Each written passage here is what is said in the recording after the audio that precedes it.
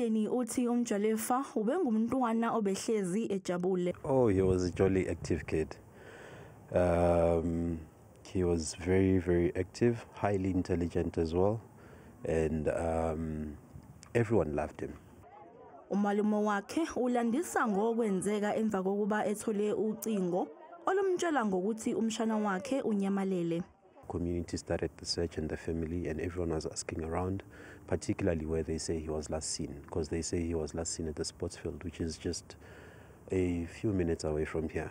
Umphakathi waseTsepisong uthi sekuyisikhathi sokuthi nawo ube nesiteshi samaphoyisa sawo.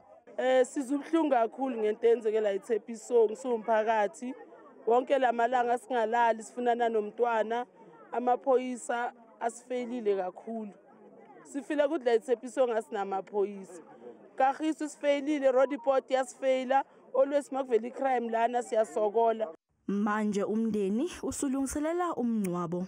The focus for the family now is just to prepare for the funeral, because yes, although we found him under unfortunate circumstances, we're glad that we found him. It would have been another matter had he went missing without a trace. Akukaboshwa muntu ngalesigameko njengoba amaphoyisa esaqhubeka nophenyo.